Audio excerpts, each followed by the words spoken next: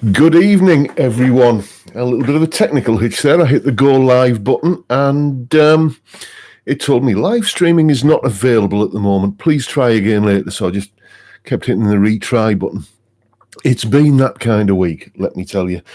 I think it must have something to do with the weather. It's in collusion with this lovely British summer that we're getting. Mind you, I've been talking to a lot of people who've been saying, oh, baking hot here. We've had nothing but mist and fog and dank, overcast, miserable, rainy days all week. So I hope some of you have had better than that. So how is everyone anyway? How are we all doing? Who we got in? We've got Jason, we've got Austin, we've got Craig. I've got to tell you before we kick off that, properly, while I'm just doing my little kind of opening piece, as it were, I did this live stream the first time, God, I don't know how many weeks ago it was, and I thought maybe it'd be, maybe a once, in a lifetime thing, a one-off or whatever. I think this feels pretty permanent now, don't you? This is part of my Friday. I look forward to it. Oh, so do a lot of other people. So I'm told, although why I can't figure out. I wouldn't sit and watch a fat bald lad get leathered, but apparently you lot seem to like it. So anyway, how are we all doing?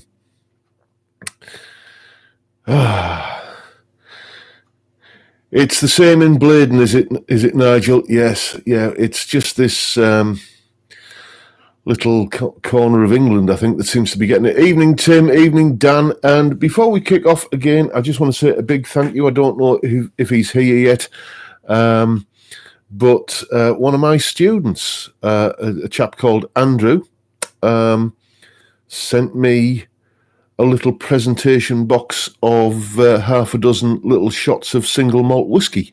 And, I've got to say, I'm quite touched by that.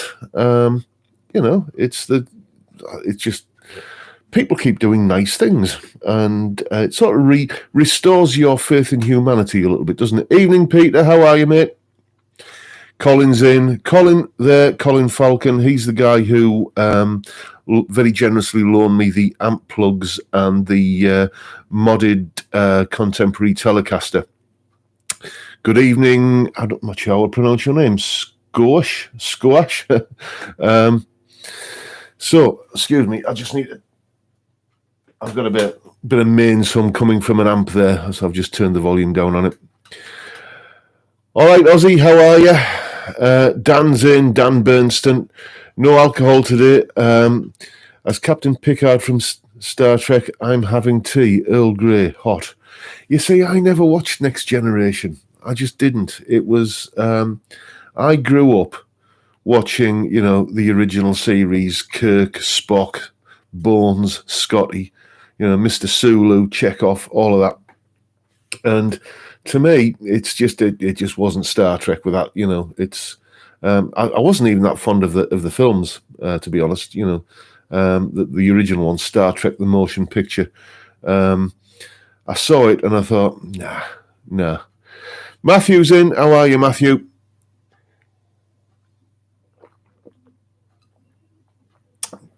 So has anyone had any traumas this week? I have.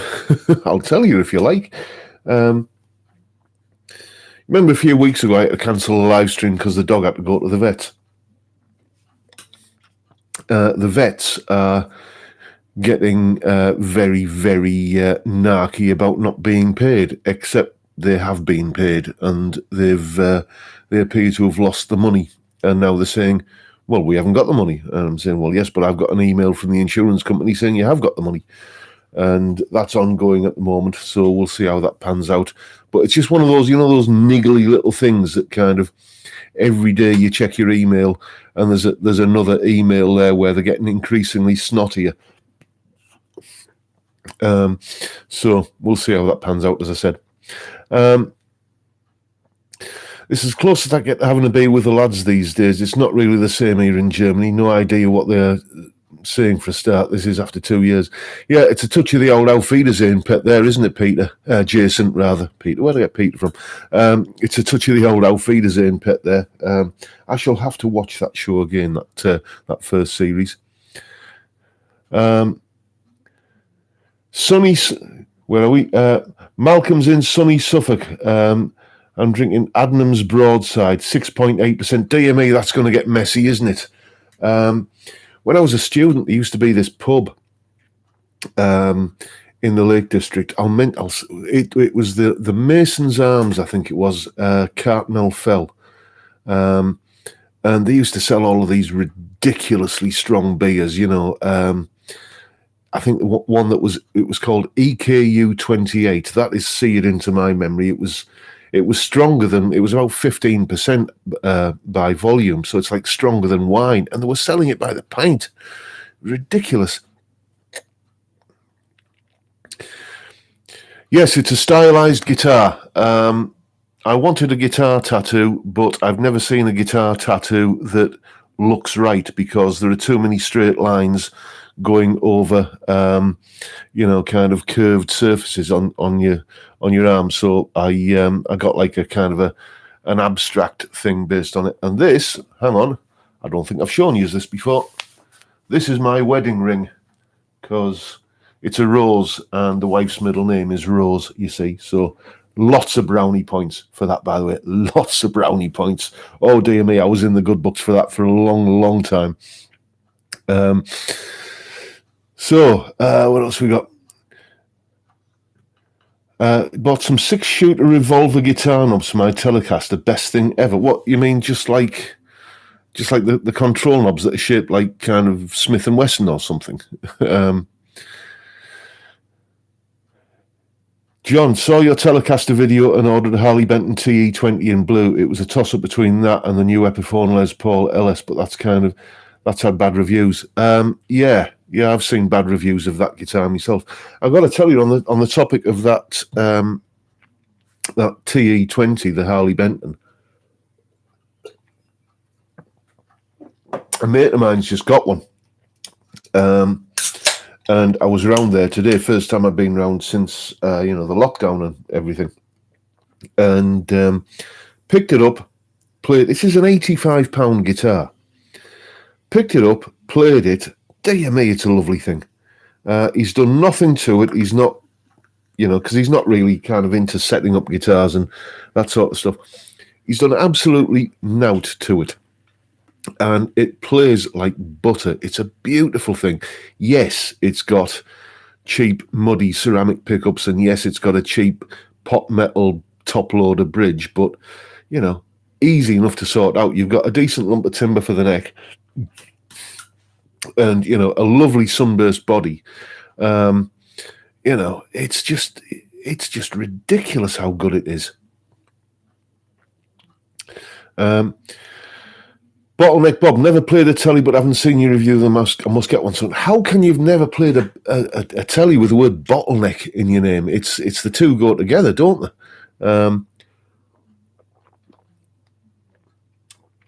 I just love the rawness of a Telecaster. I love the tighter string tension that you get that makes you dig in and kind of play every note like you mean it. Absolutely love it. Brass saddles. Now, I was always skeptical about brass saddles on a Telecaster. I was thinking, well, it's just metal, isn't it? It's not, but it's not a huge difference they make to the tone, but you can tell there is a difference. Certainly that's been my experience. It just gets a little bit more of that clankiness, especially on the bridge pickup. My benchmark sound for a Telecaster bridge pickup is that intro riff from Darlington County by Bruce Springsteen. That, for me, if I can get that sound out of a Telecaster, then it's a good Telecaster. Levinson Blade RH4, yeah, Frank Bolam there, he's talking about that. Yeah, they were all over the place. I seem to remember them being kind of the PRS the Fender equivalent of PRS. Not that, basically, a PRS is essentially kind of an evolution of like a Gibson kind of design. Well, the Levinson blades were kind of the evolution and sort of boutique version of something by Fender. I seem to remember Chris Rea endorsed them for a while, and then you just don't see them anywhere.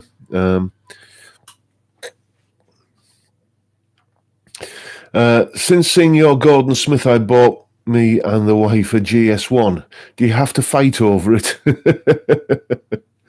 Yeah, it's... I don't know.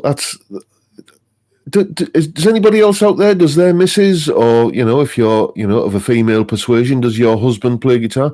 I've never really come across that, as where kind of, both spouses are both players. Must be interesting.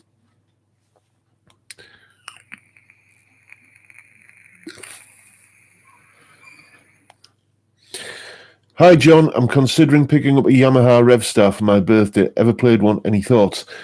No, but I've played lots of Yamaha guitars, like Pacificas. I've had 2 of those, and I've played many more than that, and, Yamaha SGs and stuff. I have never played a Yamaha guitar that wasn't absolutely delightful to play. And I've heard nothing but good things about the Revstar, so I think you're on pretty solid ground if you're considering one of those. Dan just bought some Vanson 57s for a telly project since watching your recent video. Yeah, they are fantastic pickups. Can I let you into a little secret here? You may recall that I had a brief kind of relationship with an artisan pickup company. Months, probably over a couple of years ago now. Yeah, my missus does expensive handbags as well, Craig. And I don't know what happened there with that pickup manufacturer. It was just suddenly they dropped off the radar. It's so in the end I didn't push it. But if you're still out there, Pink Flower pickups, then give me a shout. But speaking to people who make pickups, I'm reliably informed, and please shoot me down in flames if this isn't true, but you take the cost of an average pickup and the actual cost of the raw materials that are in your average C Marzio, let's call it one of those, is about £4 or £5 in terms of, the amount of copper wire, the magnet, the bobbin, etc. You're looking at about £4 or £5, something like that. So if that's true, and I'm not saying it is, but that's what I've been told by people who are in the industry, then it's something to bear in mind next time you're shelling out £75 for a Seymour Duncan, isn't it? I think my TE-70 Telecaster is the best guitar I ever had, and I've had a few, but it's been modded now. What have you done to it, Ozzy? The TE-70, that's the one that's like the rosewood or the rosewood kind of finish, or the paisley finish. They are lovely guitars, those TE-70s. I've had that many through my hands. I've forgotten what I've done, but I've definitely had one of them. I can't remember whether it was the rosewood or the paisley one. John, I have a Gordon Smith with is that a Carla trem, Austin? Yeah, well, if that floats your boat, mate, then fair enough. I have a guitar, that black Strat copy on the wall behind me. You can see I have a guitar with a trem in it for those rare occasions when I'm doing music commissions where they say, "Oh, and can you do something a bit Hank Marvin?" So I'll need a trem for that, or something like that. But I am very much more of a fixed bridge kind of guy. You bought one each, did you? Dearie me. That's Simon talking about his GS1 that him and his missus got. John, what's your opinion on multi-effects? I've got a Boss ME80. Do you prefer separate pedals? Here's the thing.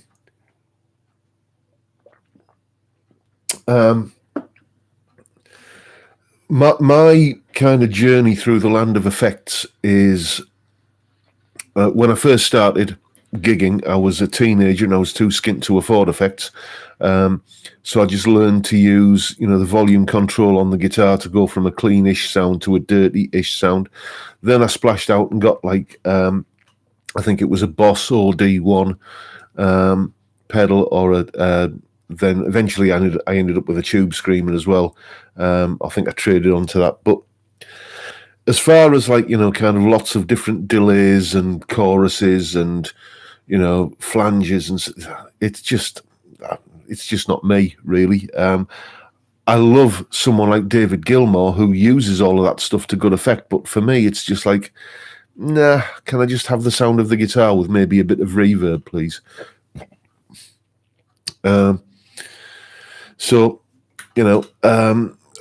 don't really feel qualified to talk about multi-effects, to be honest with you. I suppose you could say that the Tone Lab that I used for many years was a multi-effects, but I just used to use that for the core amp sounds. A guitar doesn't look like without a trem, doesn't it, Alan? Well, fair enough. We each have our own aesthetic preferences. Oh, dearie me, Stevie Hoggerton, 27D Music Productions. How are you, Steve? I'm going to tell you a bit about Steve. If you go on to YouTube, where we are now, obviously, and search for the Parmo song, Parmo, the Parmo song, you'll see Steve and Bugsy from the Amazing Space Frogs doing a fantastic song about a particular Northeast delicacy. The Parmo, which I'm sure I've talked about before. It's chicken and it's cheese, and it's a wonderful creation, guaranteed to get your arteries nice and hard.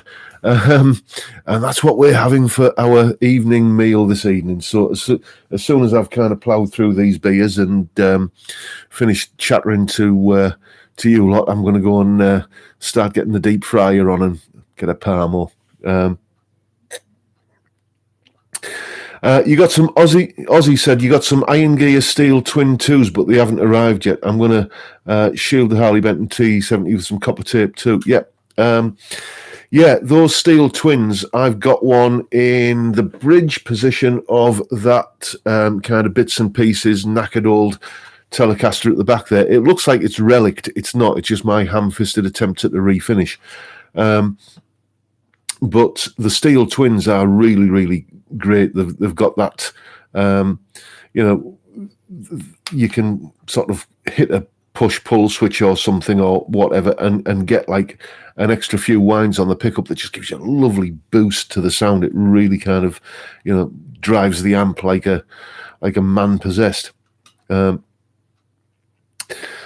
saying, I have a Boss multi-effects which does everything but make the tea. It has God knows how many settings, and I use about 4 of them. That was exactly the same with me on the Tone Lab, to be honest.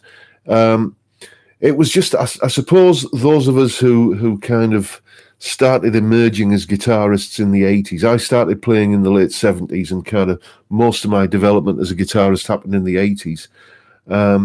You were just assaulted with this this kind of industry of producing rack-mounted, programmable, MIDI-controlled effects and everything. And whilst there were some great sounds from that that came out of that era, I'm not going to deny it.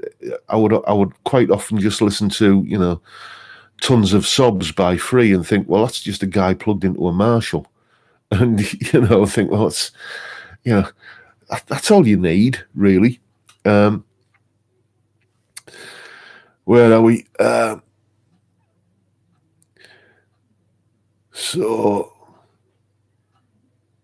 the Schnitzel is as closest to a Parmo you'll get. Yes, well, yeah, it's you. I was talking to the butcher when I was in the other day, and there were some people from, let's say, the south of the land who said, because that's where I get the Parmos from. And the butchers, and he was people from the south who were saying, "What's a Parmo?" And he had to explain it to them. I bought a Boss Loop pedal station, and it's featured too complicated to use for a simple bloke like me. Yeah, people have asked me to do a video on loopers for a while, but there's already so many good videos out there by people who know how to use loop pedals really, really well, that it's not something I've ever really dabbled in, to be honest with you. It's my style of a player has already sort of crystallized before loop pedals arrived, really. What we're saying, Vincent, I have 8s on my telly, Baja and a Les Paul, which I like. The 8s have changed my playing style from 10s. Just bought 2 sets of Billy Gibbons 7s, maybe interesting. Do string gauges matter? Yes and no.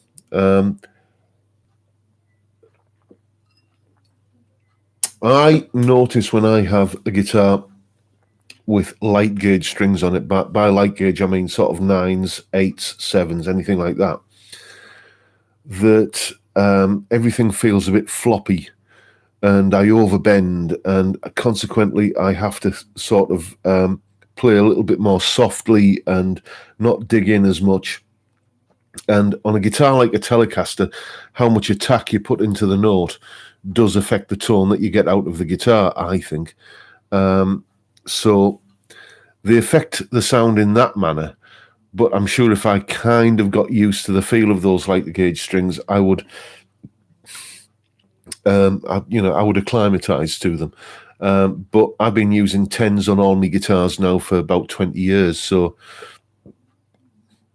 yes, Colin, Danish Pete, the looper pedal maestro, isn't he fantastic? He's the star of the Andertons channel, as far as I'm concerned. He's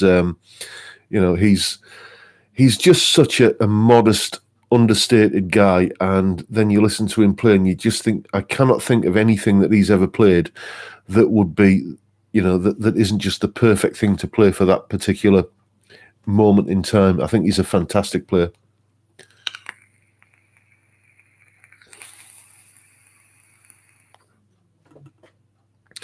Dan O'Sullivan, I once worked in County Durham where I had peas pudding and a sandwich, nothing like what I thought it was going to be. Yeah, we used to. I mean, peas pudding is part of the traditional kind of. You get the full English breakfast, don't you? And then you get the full kind of northern breakfast or northeastern breakfast. And a bit of fried peas pudding is always like the icing on the cake, as it were. You're making me hungry.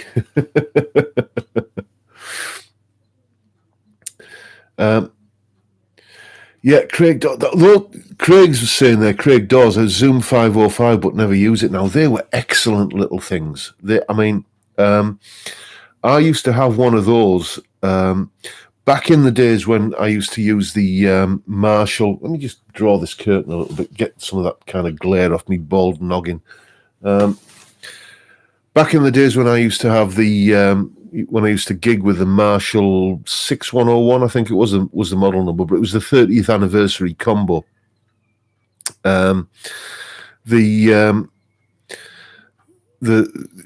It was so damned unreliable. I might as well have given the damn thing pocket money. It was a beautiful sound, but it was an unreliable amp. So as a backup, like for dire emergencies, I used to carry a Zoom 505 pedal in me gig bag, and if all went if the amp died, as it had a habit of doing, I would just use the 505 straight into the PA, and it sounded incredible. Well, I mean, this is the 90s, and you kind of it's 20 odd years ago, so I'm kind of filtering it through time, but I remember it sounding like a really nice, really great sound. So those 505s were fantastic, dead easy to program as well. It was literally like kind of finding your way through the menu on a Nokia phone or something.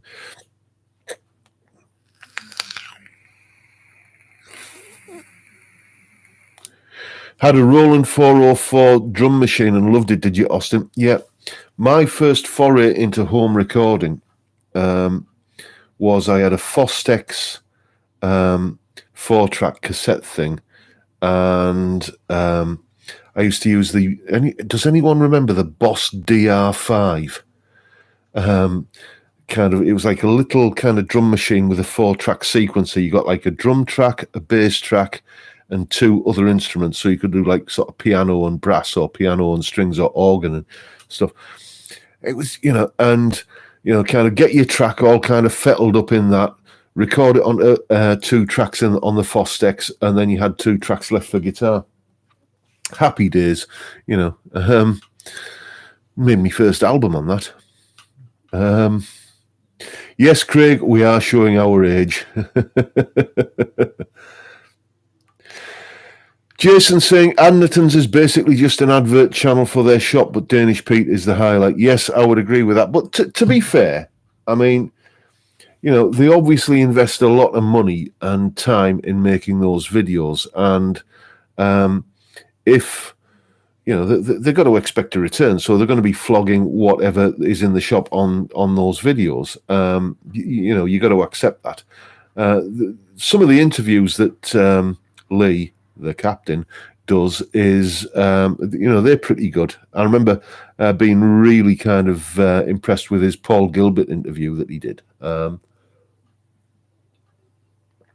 But the thing that did slightly rankle with me on those Anderton's videos is the kind of sound-like videos, without busting the bank. And they did a Gary Moore one. Now, given that Gary Moore is well known for playing a particular Les Paul, and given that, there is a very, very accurate copy of that very particular Les Paul made by Vintage, I just thought it was a little bit disingenuous of them to never ever mention it. Let me scroll back up here. Where are we? Where was it? Always wanted a DR5 when I was playing bass, but couldn't afford one on apprentice wage. Yeah, I was lucky. I got one really ridiculously cheap. I think when they were about getting on for the kind of the high 100 and somethings, I think they were about 160 or something like that. I found one in brand new, actually, as well, in a lighting shop of all places, like because the band I was in at the time, we were buying a new lighting rig, and they had some Roland stuff in there, and they had one of these in, and it had been sat there on the shelf for ages, and they'd marked it down to about 70 quid, so I bought it.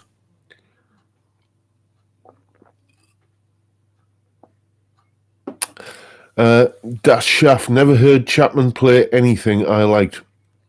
Always wondered why they use him. Just seems to noodle aimlessly. Yeah, Rob is a fantastic technical player, and I would say that he's done a lot with kind of younger people to raise the profile of the guitar. But I got to agree with you, the music he plays isn't to my tastes. But any opinions on Artec pickups? I'm reading they are a big manufacturer with a huge line of products, doing lots of OEM work too. Yes, the first bridge pickup that was in that telly over there was an Artec Hot Rails style humbucker, and it was a beast of a pickup. Proper kind of Alnico magnet, Alnico 5 magnet sound. Got the warmth and the transparency of an Alnico magnet, but some real kind of grunt to it as well. If you go back and look at some of my videos, back from when I was using that Telecaster before I butchered it, you'll hear it. I can't think of what videos there might be now, but some of my earlier stuff from, say, pre-2018.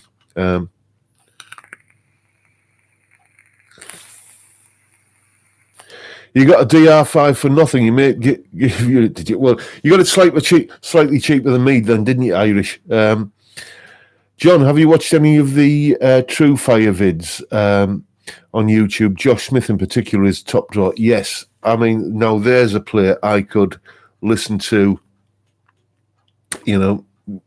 perpetually. He's a fantastic player, and he comes across as just being a particularly nice guy as well. I was watching the Robin Ford one the other day as well. And if you're a fan of Robin Ford, by the way, check out my Robin Ford attempt in tomorrow's kind of weekend jam video that's going up. I tried to play a bit like Robin Ford, and I'll leave it for you to judge if I got there or not. But yeah, the True Fire vids are fantastic. I like the long form kind of format as well, where you get like thick end of an hour or more with just kind of listening to one player talking about how they play and their life experiences and stuff. Where are we? Steve Stein. Now that why does that name ring a bell with me? He's probably like a massively famous guy on YouTube, but as you noticed, I'm pushing out a lot of YouTube vids at the moment, which means that I don't get time to watch a lot of YouTube videos.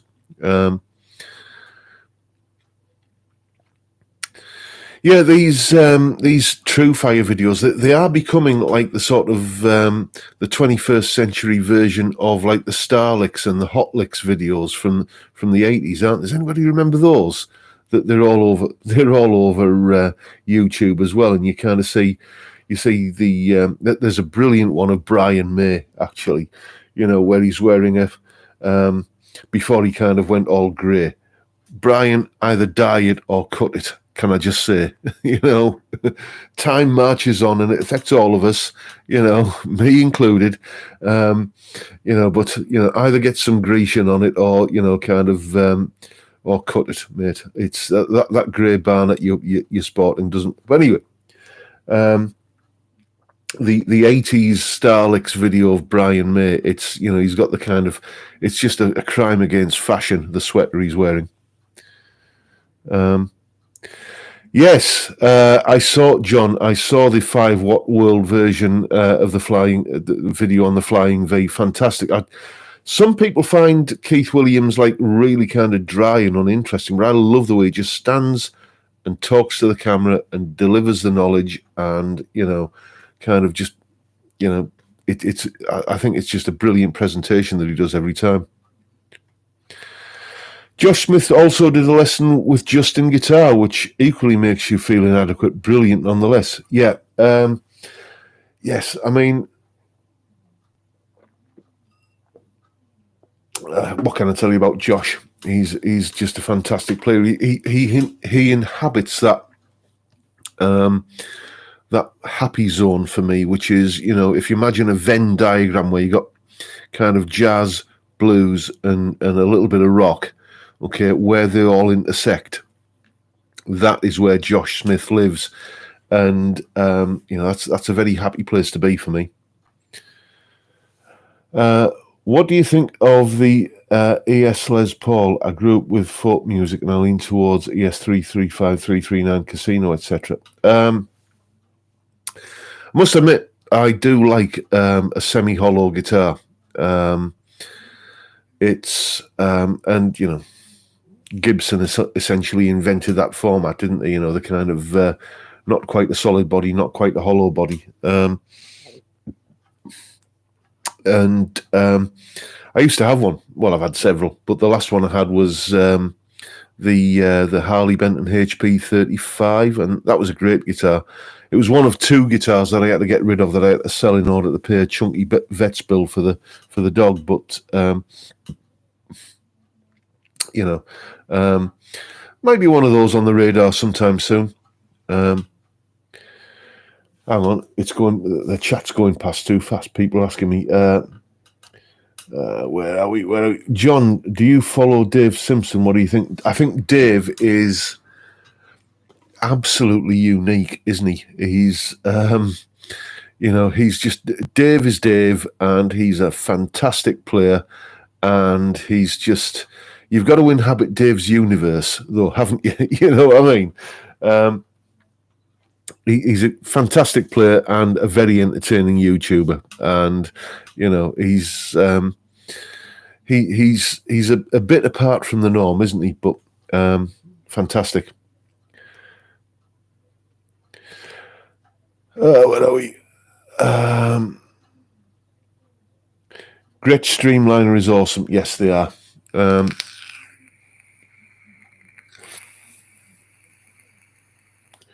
Dave Simpson is akin to a guitar savant. Stranger person, but one hell of a player. Yeah, that pretty much sums it up, Colin. I always judge people by would I go for a pint with this person? And I'd go for a pint with Dave. I think he's a nice bloke. Yeah, he does deserve way more recognition, Jason. I agree with you. He's just the way he kind of he has no filter, does he? He just what's in his head just comes out of his mouth, and and it gives you an insight into what kind of person he is. And I think he's as I say, he's just one of life's gentlemen, I think. Yeah, Paul David's another nice guy there, Bob. Yeah, I agree with you on that. I think it was Paul who was saying about how he posted a jam track on YouTube, because that's what he was doing. He was putting jam tracks up there. And then somebody downloaded the jam track, used it to kind of make a song, and then Paul ended up getting a copyright strike against his original jam track video, which is... I'm liking Mary Spender's playing at the moment, very melodic. Yes, Mary Spender. I sometimes watch her videos. As I say, I don't get a chance to watch a lot of YouTube stuff at the moment, but she's a heck of a player. I like the kind of finger style. In a way, she reminds me a little bit of Mark Knopfler in the way that she plays. Mainly because it's kind of predominantly finger style, and there's never a note out of place, is there? Yeah, Samurai Guitars, there's another great one. I can't say I've seen a lot of his videos, but those that I have seen I found informative and entertaining and everything. John Matthew saying, bit of a follow-on from one of your podcasts, but related to the chat. You don't seem to get many modern guitar virtuosos these days. Only one I can think of is Pliny. Yeah. I don't know. I mean, I think it goes in cycles. To be honest, I think, at the moment, it always seems to me to be the decade... The last but one decade, which is the one that becomes cool. Like I remember in the 90s, the 70s were cool, and so on. So it's like it becomes, you get that sort of. I suppose it's the fact that kind of people who were teenagers in the 90s get to the 2010s, and they're looking back at the guitar that was happening in the 90s. And when you think about the guitar that was happening in the 90s, it was all very much the kind of grungy sort of stuff, the Seattle kind of stuff, which wasn't really, virtuoso led. But if you look at the 80s, for example, okay, that was kind of looking back at the 60s in a big way. And the 60s was the era when you had your Hendrixes and your Claptons and your Mike Bloomfield and Jeff Beck all sort of emerging. So that whole kind of 80s guitar thing kind of had its root in the 60s sort of stuff. And likewise in the 90s, I think you can say that the whole Seattle kind of grunge sound was kind of casting an eye back towards the punk era. So I don't know. I hear lots of. I mean, the thing is now. I mean, you get lots of great guitar players who are virtuosos who aren't, necessarily big rock stars. I'm thinking predominantly of someone like Guthrie Govan. What a player he is! But I mean, I've got his album Erotic Cakes, but he doesn't even have his own YouTube channel. He's just and I think, if I can become an old fart here for just a moment, I think that all of this stuff of like Instagram guitarists. Not that I'm on Instagram, but I know of Instagram. And you get people who kind of go on there and post like a 30-second video or a 2-minute or a 5-minute video of them just kind of shredding something kind of incredible. I just think maybe if you were in a band and you had, kind of greater kind of focus for that talent, you could be playing on a classic album, but it's just all about producing the instant hits on social media these days. Gordon Giltrap, Craig. Yes, I remember Gordon Giltrap. I had the single of Heart Song, probably his biggest hit. He was, well, he still is a fantastic player. I saw him live, actually. Guitarist magazine used to do these sort of like little mini NAMM kind of shows. They used to do one in London and used to do one in Manchester. And I went to the Manchester one once, and he was there, and I can't remember what brand of guitars he was demonstrating, but he did about an hour show in one of the like theatres that was there at this venue. And, it was just him and an acoustic guitar, and there was about 500 people in the audience, and he just held the room. Just a consummate musician and entertainer as well.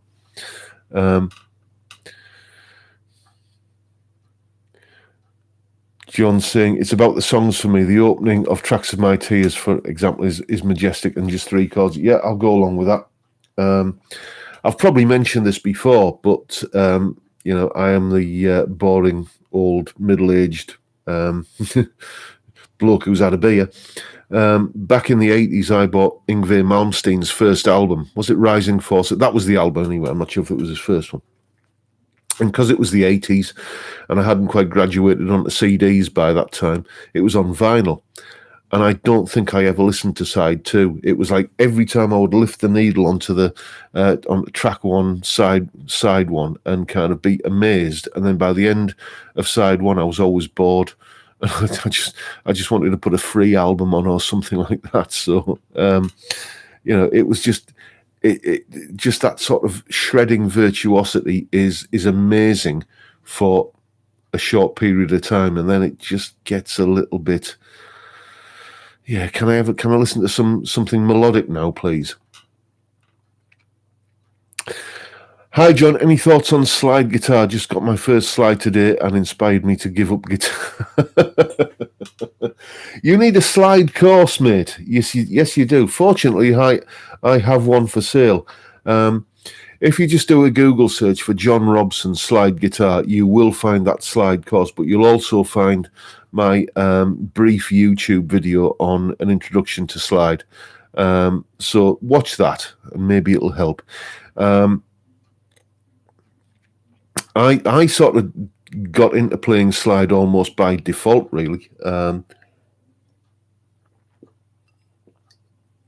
because I used to have a job when I was a student. I used to have a job in a supermarket. I was the lucky chap that had to go and get all of the the trolleys from the car park, and all kind of concertina together and steer them back into the store. Now, you know how bad it is to try and steer one of those things a lot. Imagine if you've got like 30 of them together. It's a nightmare. And what happened was I ended up getting this hand trapped between 2 trolleys, and it kind of jackknifed, and I ended up breaking a finger, so I couldn't play the guitar. So I bought a slide and learned at that moment, because all you got to do is kind of chuck it on your finger and kind of go up and down, haven't you? And taught myself to play slide then, because it was a way that I could play the guitar, and that's how I sort of got into it. And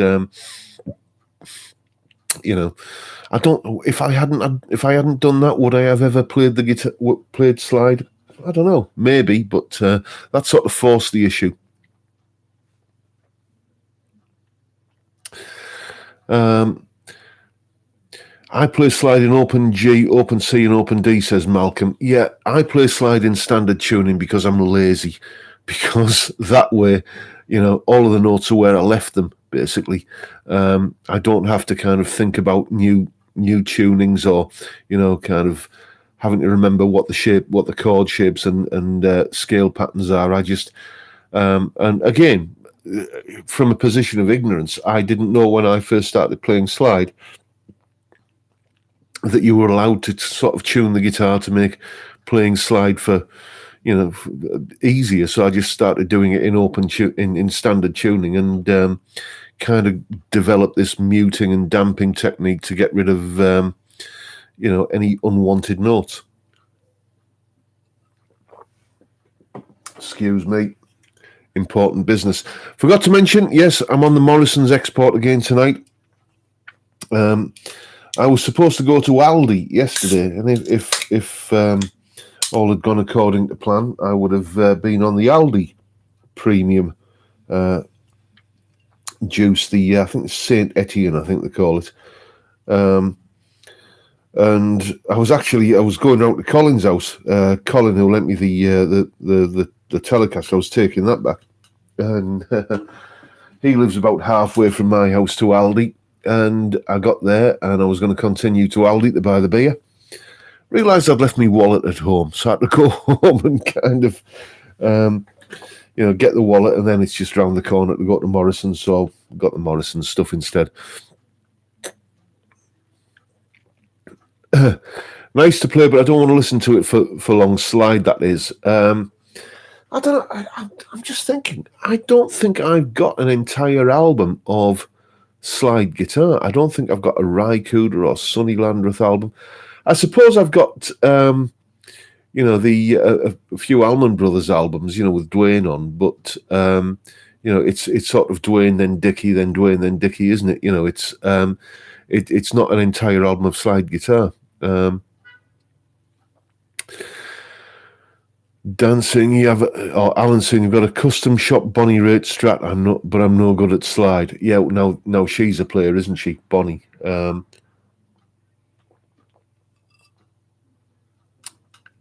think it's a bit sad that because Bonnie is a girly, that she gets marketed as being a singer, and and not really gets the recognition of being the fantastic guitar player she is. Not that there's anything wrong with being a singer, but I think it's just, perhaps, that she's marketed as this kind of soft rock singer rather than, just being a fantastic slide guitar player. Can you damage your guitar with a slide? You can, but you have to really, really try hard to do it. The trick with playing slide is to have a very light touch and just glide across the strings. If you really kind of press down with a slide on the strings, which you shouldn't do anyway, but if you do, then you can kind of chip your frets a little bit. But nothing that a fret dress or something like that wouldn't sort out, to be honest. But yes, you can technically, but it's not something to really worry about. So that's why you don't see me playing the knackered Telecaster, the Frankenstein Telecaster, much these days in videos, because I've got the action up high on it, because that's the guitar I use for slide. Yeah, Dan, Sheryl Crow is underrated too. I agree with you, mate. Fantastic guitarist. I think it's just a little bit of sexism creeping in that, it's like if you're a girly, then you're a singer, and we'll kind of mention that you're a guitar player as well. But basically, let's focus on the fact that you're a singer. And it's just, I wouldn't say it kind of causes me to lose sleep, but it is. I do feel it is a little bit, unfair that there are some fantastic female guitarists out there who aren't really. Yeah, Samantha Fish. Yeah, no, there's a fantastic player. I've been working on one of her songs, a live version of I put a spell on you with one of my students, Paul, who usually kind of lurks in the background of these chats here. I don't know if he's here tonight, but yeah, she's a fantastic player.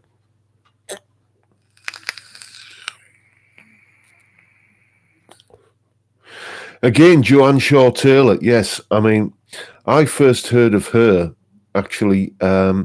It was on those free CDs that used to come with, I think it was Total Guitar magazine. That was just, you know, there would be a featured artist every month as one of the tracks, and blew me away. I'll tell you another tune that, does anyone remember? And I've searched high and low for this. There is a band. It's Paul Reed Smith's band. It's called, you know, as in the guitar company. It's his band. It's called. They're called Paul Reed Smith and the Dragons. And there was one of their tracks on. I think it was a Total Guitar magazine CD back in the 90s, and it was called "Ride in the Hip." And it's just it's nowhere. I can't find that anywhere. And it was like what would you describe? It was like the Allman Brothers meets Bad Company meets I don't know. It was that kind of 70s classic rock, but an instrumental tune called "Ride in the Hip" by Paul Reed Smith and the Dragons. If anybody has a copy of that, I would be interested in kind of some sort of exchange, because that was a fantastic track. Saw Joanne Shaw Taylor at the Ark in Stockton 3 or 4 years ago. Blew me away. Yeah, she's a fantastic guitarist. As I say, that's someone else that I discovered from the Guitar Magazine CD. I do kind of miss that. I'll be honest with you. You know, that thrill of, you know, even back before the days when guitar magazines had CDs with them, you know, when it was just an interview with somebody that you'd never heard of, and they were talking about the album, and it piqued your interest and it made you curious. It's how I discovered Eric Johnson. It's how I discovered Stevie Ray Vaughan, you know.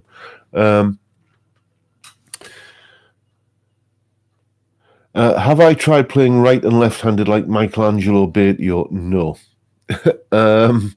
I haven't. I'd give my right arm to be ambidextrous.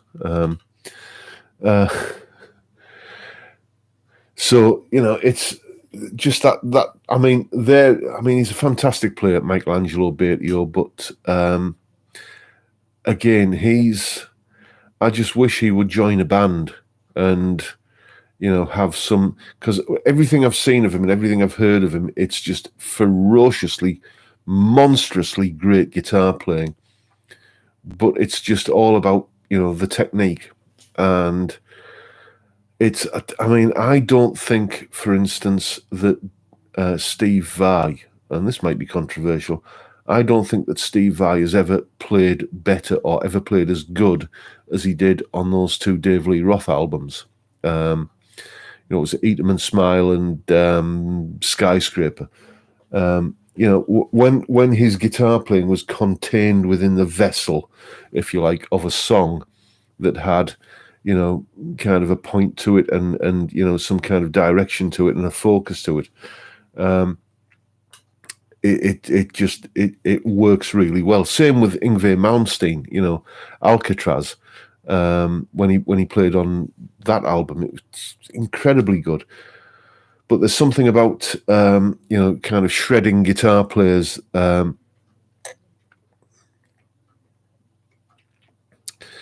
that, you know, it needs some sort of focus often. Hi, John. What do you think of Alice in Chains? I'm a 63-year-old fart and I love them. Jerry Cantrell is a fantastic guitar player. Yeah, now, Alice in Chains. Now, here's the thing about Alice in Chains. They remind me of The Clash, and I'll tell you why. Alice in Chains were marketed very much as being part of the grunge movement, weren't they? But they were a rock band. They're just a good old-fashioned, foot-stomping classic rock band, you know, at a time when classic rock wasn't really a fashionable thing to be into. So, it's like, well, we'll call it grunge and put it out and give them that image. And I thought the same of the Clash. The Clash were just a rock band, they're just a good old-fashioned British classic rock band. But, classic rock, it wasn't even called classic rock back then in the late 70s, was it? Punk and new wave was the thing, so that's how they were kind of marketed, and that becomes their kind of legacy. Another band like that, I would say, actually, is Slade. Slade were a rock band. There's no two ways about it. They were a good old rock band, but but they were marketed as a singles kind of top 40 kind of top of the pops pop band.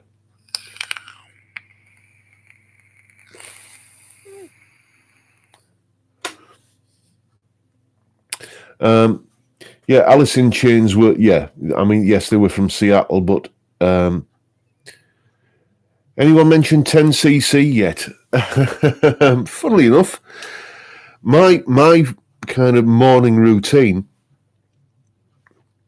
because I get up at like kind of stupid on a morning, like at 5:30 on a morning is what time I'm usually out of bed. And, I go downstairs, make some coffee, let the dog out, and I sit and read the paper on my phone and put some music on. And this morning I was listening to 10cc, Greatest Hits. There's just... Can you think of a bad song they did? I can't. I loved Steve Vai in the closing scene of the film Crossroads. Yes. That, the Karate Kid miming on a Telecaster. Fantastic stuff. Great film. Cheesy and, kind of kitsch and, just everything wrong with it that you could possibly think there's wrong with it. But I love that film. Fantastic.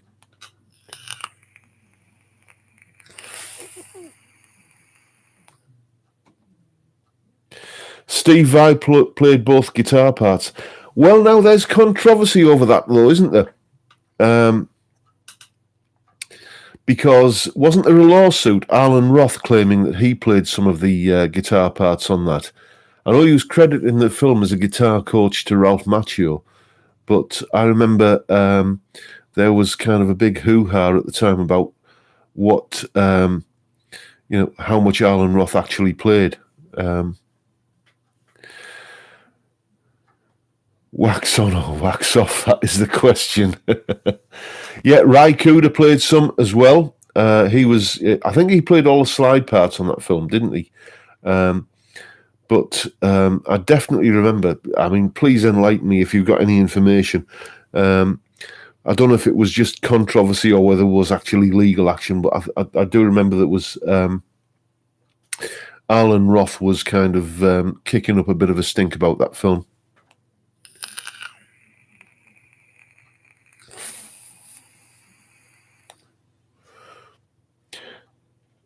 Where are we? I don't think Vai plays slide much. You could be right. No, it's. I've never seen him. I don't doubt that he could. I heard Paris, Texas by Ry Cooder Zoom Kid and blew me away. Yeah, it's just, isn't it just amazing what he can do with that? Just that sort of like, was it 2 or 3 note motif? It's an incredibly atmospheric thing. Hi, John. Would you mind giving me some tips in starting and growing a YouTube channel? Well, I'm not really the person to ask. I've been on YouTube since 2008. And between 2008 and 2018, 10 years, I managed to accrue about 500 subscribers. And then I did a video which went a bit mad. This was, because you got to remember, at the time I made this video, I thought, nobody's watching, I can say what I want. And it was basically the fact that I was having a bit of a dig at Fender over an obvious gap in their range where, you can buy a vintage Strat, a vintage spec Strat, or you can buy a modern spec Strat, but you can't really seem to get the best of both worlds. And like that best of both worlds kind of scenario is something that many other guitar manufacturers seem to make an absolute killing on, and it just seemed to me that Fender weren't doing that. And suddenly I went from about 500 subscribers to like, thousands within a few weeks. And there was a lot of haters on that. But hey, it got me monetized, and it got me. So I suppose the trick is be controversial enough. Don't kind of be too controversial, because then you're going to annoy people. You probably get you probably get sort of all kinds of kind of warnings and tellings off from YouTube themselves. But just be controversial enough, and that's basically all I've I don't even try to be controversial these days, but it's do gear reviews. Just review gear, because I've done videos where I've explained the intricacies of the Super Locrian mode or something. I find like that is fascinating, some kind of arcane aspect of music theory. No views, or very few, and then I'll kind of review a guitar and suddenly boom, loads of views. So that would be be a little bit kind of kind of edgy, but not too much, and review gear, basically. Yeah, the Strat you cannot buy was my cherry pop. Anyone like watching Tim Pierce? I love the breakdown of guitar solos he does. Tim Pierce, I've got to tell you, he's just that sort of Venn diagram of fantastic player, very melodic, and just a nice chap. I'd go for a pint with Tim Pierce. I think he's a fantastic bloke. Yeah.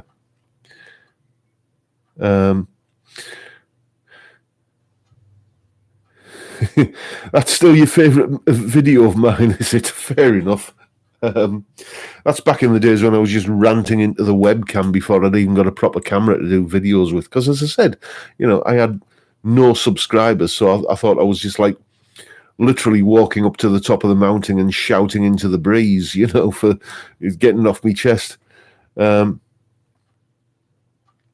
Guy Pratt, Jason. Yes, what a CV he's got. I first heard of him when he replaced Roger Waters in, was it the Momentary Lapse of Reason album, where the kind of, where Roger Waters said, "You can't do Pink Floyd without me," and the rest of them said, "Yes, we can," and they got Guy Pratt to come in and kind of do it. You're off, are you, Steve? Yes, I won't be long myself, mate. We're over time, actually. We've been on an hour, but I'm just going to finish this pint, and then I'm going to go and put the deep fryer on for the Parmo.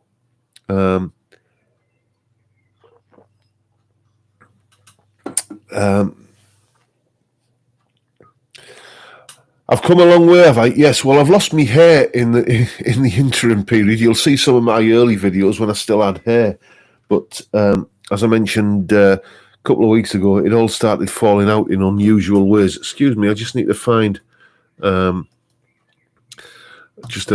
I'm just on the other machine at the moment. Bear with me. So bear with me. Yes, here we go. Time, gentlemen, please. Did you hear that? I put together a little MP3. I still haven't got a bell to ring, but that was. Let's play that again. Turn the volume up a bit, and time, gentlemen, please. There you go. I'm afraid I'm going to have to call it off for tonight, folks. I'm getting hungry. I'm getting ready to go and insult the porcelain. And it's been fantastic as ever. Thank you all for turning up. As I say, I wouldn't turn up to watch a fat bald lad get leathered, but you always seem to kind of do me the honour. So massive thanks to everybody who's turned up. Yeah, been great as always. Check out the video that's going up tomorrow. I'm doing a bit of Robin Ford impersonation. Let me know what you think, and loads more videos coming up in the interim between now and next week. So yeah, it's been great. Thanks guys for turning up, and I'll see you all next time. Bye for now.